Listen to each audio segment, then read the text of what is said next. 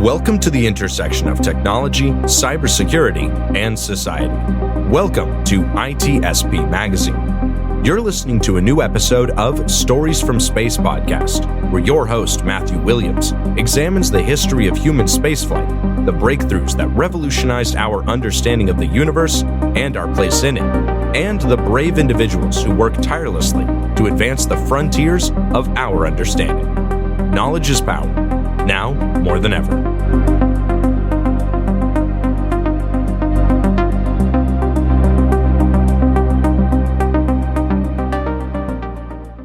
The authors acknowledge that this podcast was recorded on the traditional, unceded lands of the Lekwungen peoples. Hello, and welcome back to Stories from Space. I'm your host, Matt Williams, and today we have a very special episode which pays tribute to the Voyager program and the two probes, Voyager 1 and Voyager 2.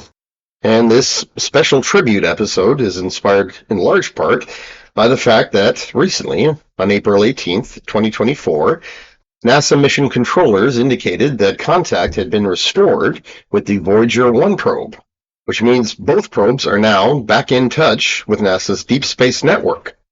This makes Voyager 1 and 2 NASA's longest-serving missions, as well as the farthest to ever travel from Earth.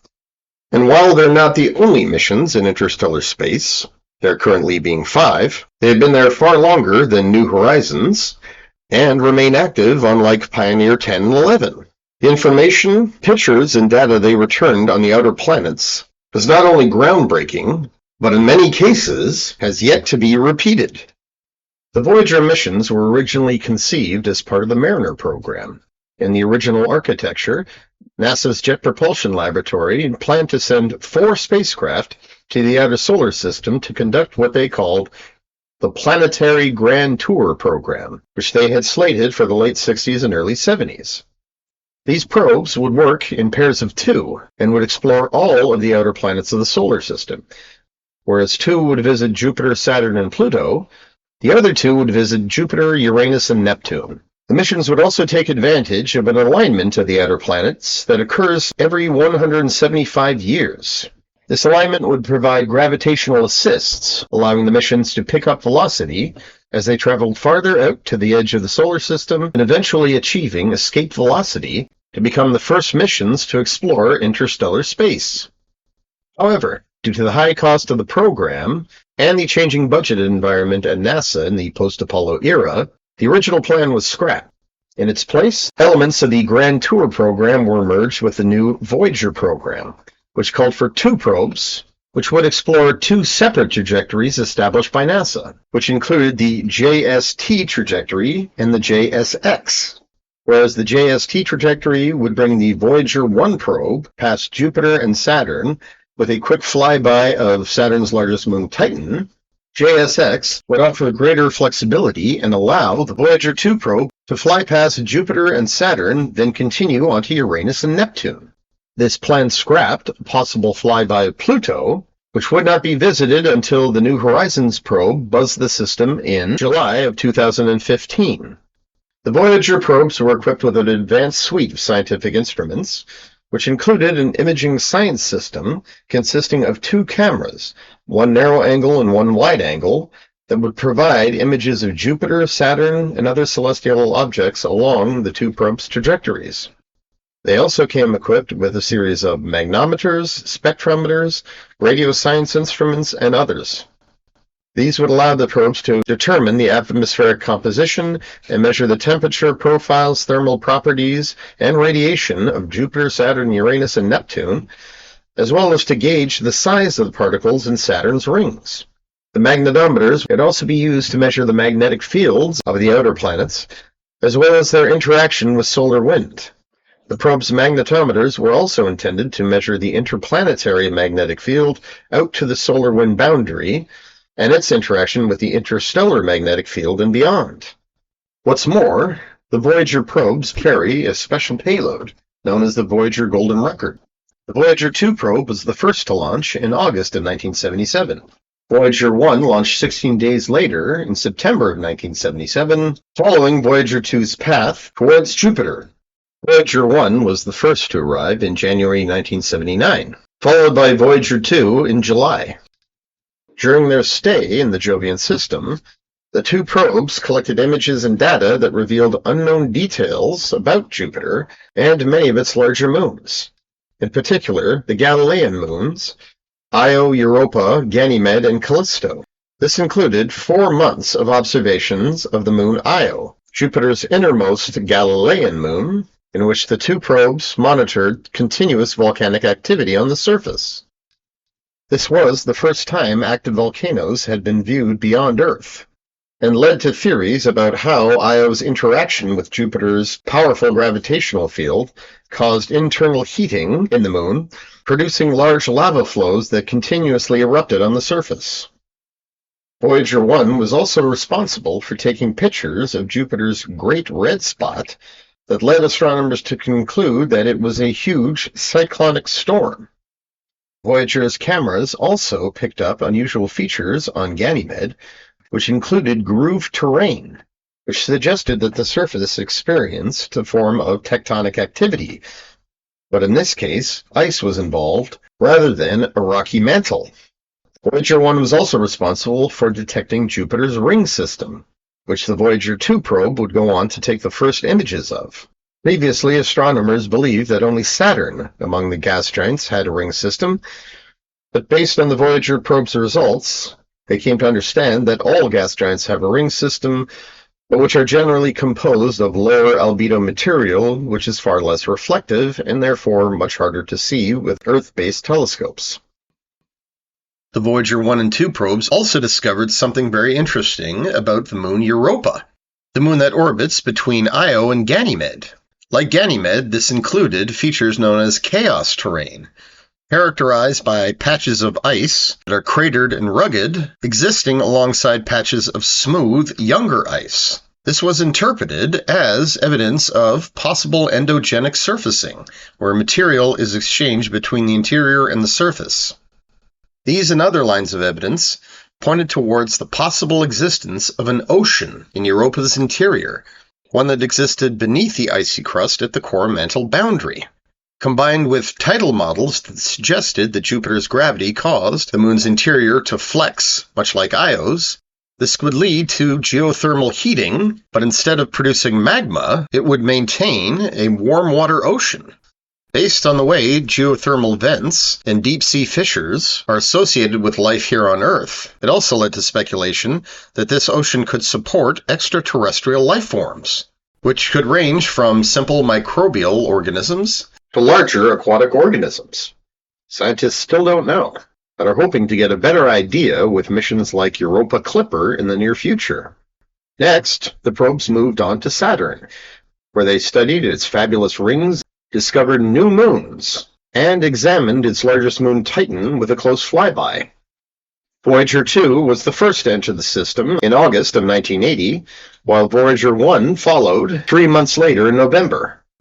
Among their discoveries, the probes charted the complex structure of Saturn's rings, which consisted of smaller rings embedded between larger ones, and also measured their composition. In particular, they noted that the rings contained more water ice than previously thought. Together, the probes discovered Atlas, Prometheus, Pandora, Tethys, and Iapetus, satellites that had previously eluded detection. They also confirmed that some of these moons acted as shepherds, keeping the material in line in some of Saturn's narrow rings. And images taken of the South Pole, once stitched together by mission controllers back at Earth, revealed Saturn's hexagonal-shaped weather feature, which remains a source of fascination and mystery for astronomers, and has since been imaged extensively by the Cassini-Huygens mission. Last, but certainly not least, both probes revealed some surprising things about Saturn's largest moon Titan and its relatively small but very significant moon Enceladus. This included the fact that Enceladus had a highly reflective surface that also appeared very young, in the sense that it lacked impact craters. Combined with the fact that Enceladus orbited within Saturn's E-ring, this led scientists to conclude that Enceladus was responsible for replenishing material in this ring. This theory would later be confirmed by the Cassini-Huygens mission, which obtained multiple images of the plume activity erupting from the Moon's southern polar region. Like Europa and Ganymede, Enceladus would soon be added to the list of ocean worlds, icy moons with interior oceans in the outer solar system. As for Titan, while the Pioneer 11 mission had previously visited the Moon in 1979, the images and data acquired by the Voyager probes were of greater quality. Voyager 1's trajectory was also designed to provide the optimal Titan flyby. This allowed the two spacecraft to determine the density, composition, and temperature of Titan's atmosphere. These confirmed that Titan's hazy atmosphere, which obscured its surface features, was largely composed of nitrogen. This makes Titan the only body in the solar system, other than Earth, to have a dense nitrogen atmosphere. In addition, the probes noted large quantities of hydrocarbons, particularly methane and ethane. The probe's data also hinted at the possible existence of liquid methane lakes on the surface. This, too, would be confirmed by the Cassini-Huygens mission, and indicated that Titan had something akin to a hydrological cycle like Earth, existing in the form of vapor in our atmosphere, water in our oceans, and precipitation in between. The solvent involved was methane and other hydrocarbons. At this point, the Voyager 1 and 2 probes departed from each other and followed separate trajectories that would eventually lead them both to the outer solar system. Meanwhile, the Voyager 2 probe continued on to Uranus and Neptune. In January of 1986, it passed through the Uranian system and became the first probe to image its cold dark rings. The images it acquired also revealed 11 new moons, while its magnetometers studied Uranus's magnetic field and learned of its unique properties. In essence, Uranus's magnetic field is tilted towards its own equator and towards the Sun, meaning that one pole will experience perpetual sunlight and the other perpetual darkness for many years at a time. In August of 1989, the Voyager 2 probe became the first to visit Neptune. In addition to capturing images of Neptune's rings, Voyager 2 also discovered 6 new moons, and also captured the first close-up images of Triton, Neptune's largest moon. These revealed what scientists refer to as cantalouperine terrain, consisting of rough patches that were pockmarked with crater-like features.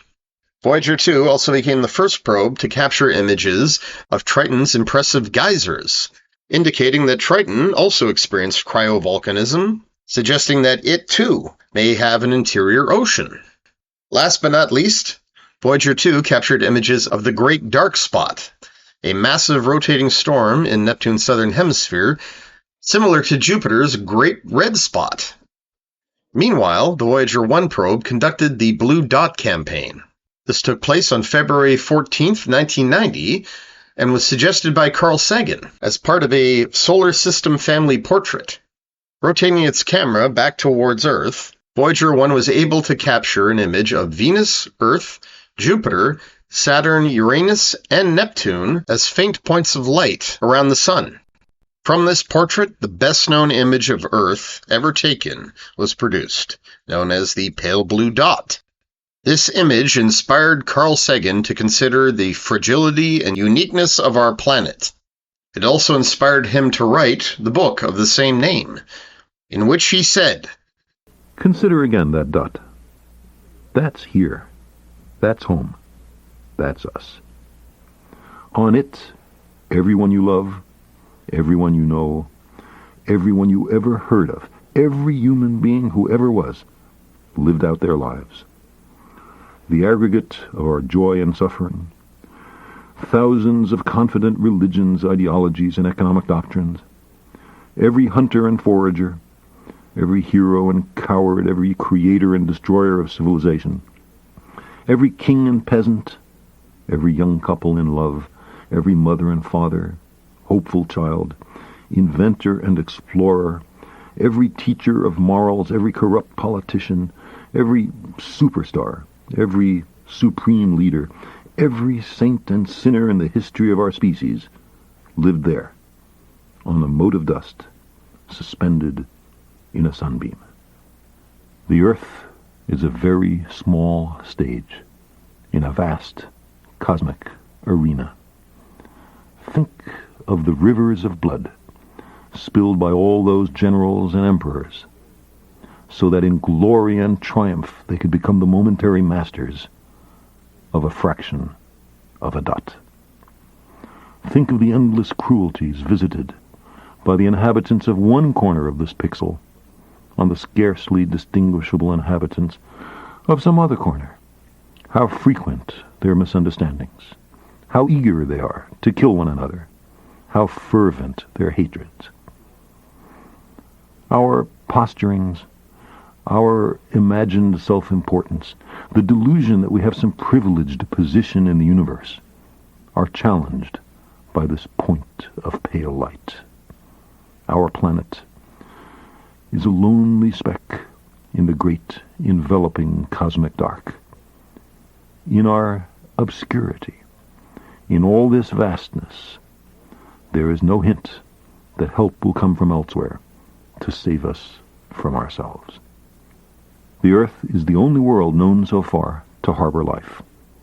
There is nowhere else, at least in the near future, to which our species could migrate. Visit? Yes. Settle? Not yet. Like it or not, for the moment, the Earth is where we make our stand. It has been said that astronomy is a humbling and character-building experience. There is perhaps no better demonstration of the folly of human conceits than this distant image of our tiny world. To me, it underscores our responsibility to deal more kindly with one another and to preserve and cherish the pale blue dot, the only home we've ever known. Carl Sagan also played an important role in another major aspect of the Voyager missions, which were the Golden Records. These records were designed by a select committee chaired by Carl Sagan. The contents of the record includes pictures and sounds of Earth, as well as symbolic directions on the cover for how to play the record and where the solar system is located in our galaxy. Much like the Pioneer plaques that adorned their predecessors, the Pioneer 10 and 11 probes, the purpose of the Golden Record was to act as an interstellar message to an advanced civilization that might come upon it someday, or as a time capsule to future generation of humans, who may, in the course of exploring neighboring star systems, come upon this ancient piece of technology, which could teach them a great deal about the late 20th century and the civilization that built and sent the probes out into space. While the two probes are now in the interstellar medium, it will take several thousand years for them to reach the nearest star systems. In 40,000 years, Voyager 1 will pass within 1.6 light years of AC plus 793888, a star in the constellation of Camelopardalis. In that same time, Voyager 2 will pass within 1.7 light years of Ross 248. About 296,000 years from now, it will pass within 4.3 light years of Sirius, the brightest star in the sky. Today, some 47 years after they were first launched, both probes are still functioning and relaying vital information back to Earth. To ensure that the probes can keep transmitting, NASA implemented a new power strategy where a small reservoir backup power that had been set aside as part of an onboard safety mechanism was now being used. Over time, the probes will be powered down further by switching off one instrument after another. At present, NASA estimates that the Voyager 1's extended mission will continue to return science data until at least 2025, with a maximum lifespan of until 2030. By 2036, its radioisotope thermoelectric generator may not supply enough electrical power to keep returning engineering data. Meanwhile, the Voyager 2 spacecraft is expected to be able to return data via the Deep Space Network well into 2036. As for when the mission will end, that's difficult to say. It is ongoing at this point, and the scientific returns will diminish the farther the probes get away from us, and which will also impede NASA's efforts to initiate fixes and corrections. Nevertheless, in their time, the Voyager probes have left an unparalleled legacy. As noted, the Pale Blue Dot campaign produced one of the best-known pictures of Earth. The inspiration it provided to Carl Sagan to write his book of the same name echoed what Frank White said in his book, The Overview Effect, about how viewing Earth from space can cause a cognitive shift where the individual begins to understand how fragile and precious Earth's ecosystems are, and how all life on Earth is connected, irrespective of national boundaries. The information they revealed about Jupiter's systems of moons also inspired the subsequent installments in Arthur C. Clarke's Space Odyssey series, which focused on the possibility of life within Europa's icy shell, and how that life could evolve further if Jupiter were converted into a second sun. They also inspired the Grand Tour series of famed science fiction author Ben Bova, where each book in the series detailed a settlement in a certain part of the solar system. Voyager probes were also a plot device in Star Trek The Motion Picture, where the probes eventually encountered an alien entity that began to travel to Earth in order to find its makers. Most importantly of all, Voyager missions inspired NASA and other space agencies to mount follow-up missions to study the outer planets. These include the Galileo and Juno orbiters, both of which studied Jupiter and its systems of moons exclusively. And whereas the Galileo mission studied Jupiter and its moons between 1995 and 2003, the Juno probe commenced science operations around Jupiter in 2016 and is expected to remain in operation until September 2025. It also includes the Cassini-Huygens mission, which entered the Saturn system in 2004 and remained in operation until 2017. And then you have the New Horizons mission, which became the very first spacecraft to visit Pluto on July 14, 2015, and subsequently visited a Kuiper Belt object known as Arrokoth on January 1, 2019. In the near future, NASA, the European Space Agency, and others hope to pick up where the Voyager probes and their successors left off. This includes the European Space Agency's Jupiter Icy Moons Explorer, or JUICE, which launched on April 14, 2023, and will reach the Jupiter system by 2031. This probe will conduct extensive studies of Ganymede in order to learn more about its composition, surface, and its interior ocean, and will also conduct a flyby of Europa. On October 10th of this year, JUICE will be joined by the Europa Clipper mission, which will surpass it in space and reach Jupiter by 2030, whereupon it will conduct extensive investigations of Europa, examine its surface and interior, and attempt to address the fundamental question of whether or not there could be life there. Proposals have also been made for an Enceladus orbiter, which would pick up where the Cassini probe left off by flying directly through the plumes emanating from its southern polar region and examining them for biosignatures. There are also numerous missions on behalf of NASA, the China National Space Agency, the European Space Agency, and others to send additional spacecraft to the outer solar system. These would not only investigate Uranus and Neptune, which are poorly studied compared to Saturn and Jupiter, but also other potential ocean worlds. These include Titan, Saturn's largest moon, but also Dion, Mimas, and Miranda in the Saturn system, Ariel, Titania, Umbriel, and Oberon in the Uranian system, Triton in the Neptune system, as well as Pluto and Charon. At this point, it's impossible to know what the ultimate fate of the Voyager probes will be. But one thing is clear. Long after they ceased operation, they will continue to drift through the cosmos and could very well become the first messengers from the solar system to ever make contact with another advanced species. Or possibly they could become time capsules, which future humans will stumble upon, possibly centuries or even millennia from now. What they will make of these missions, whether or not they will even recognize them for what they are, and how future generations will interpret the content of the Golden Records, and how will these reactions compare to those of an advanced extraterrestrial species. These are all very fascinating questions, and they help to establish the purpose of the Voyager probes and their ongoing mission out into the Milky Way. At this point, one can only imagine. But to paraphrase another great science communicator, Arthur C. Clarke, the truth, as always, will be far stranger than fiction. In the meantime, thank you for listening. I'm Matt Williams, and this has been Stories from Space.